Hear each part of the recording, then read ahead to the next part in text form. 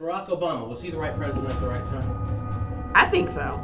I have a lot of problems with this foreign policy. I don't think he understood the parameters of the Constitution. He is the perfect person at the perfect time. I think President Obama was good in 2008. Obama has set a bar that I don't think any president will ever be able to surpass.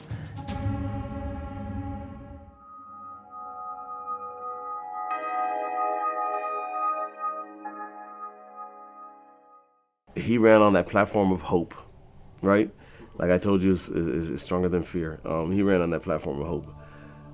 Country was just into disarray in 07 and into 08.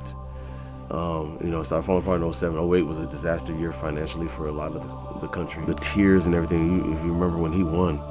And what was awesome was my grandfather got to see it. And he passed like probably a month or two into his term. But the fact that he got to see it, like he was in hospice and everything, and he got to see it, he was so emotional, him and my grandmother, and that to me was like, oh my God, it's neat, it's cool. I mean, anybody could be whatever they want to be. It's awesome. I like it. Everything that he talked about in 2008 was interesting and sounding really positive. I think the idea in 2008, we're looking at an economy that's failing, banks that are failing, and we needed to hear a positive message, and we got a lot of that from President Obama, and that was really good. Psychologically for our country, it was very good. He did what he said he was going to do. The ACA, personally, it hurt me. My premiums, because I'm a regular working guy and I pay premiums, and I've watched my medical skyrocket. So it hurt me, but I know a ton of people it helped. And even someone like me, who refused to pay for it, actually got insurance, man, and actually went to see a doctor for like the first time in 12 years, which was very disappointing when I got the results back. Probably should have left that alone and I would have been okay. That probably is his greatest accomplishment. His second greatest probably was winning that second term. It was close. But he got in there second term and making it to the end without getting assassinated. I knew my man was going to get assassinated, but he made it to the end. I really am impressed that he lifted the embargo on Cuba. I think that's a really big step in the right direction. What keeps countries poor is lack of trade. And what gives them the impression that America is a bad country that is out to get people is that we utilize our ability and our authority to not trade with other countries. That's the issue that pops up in my head of something that I think President Obama did particularly well. I think that's going to improve things immensely, and I'm excited to see what happens with that. And even though I supported Trump in this election, you couldn't have two more polar opposites of how you handle adversity. And I would say personally right now, I'm leaning toward Donald Trump for myself, but aspiring to be like Barack Obama and how you handle conflict like that. That's some true shit, man, because I'll pop you in the eye. I don't know that he was great all the way through. He took us out of Iraq, so that, was something that I was happy about, but then left a vacuum. So it's like, what do we do?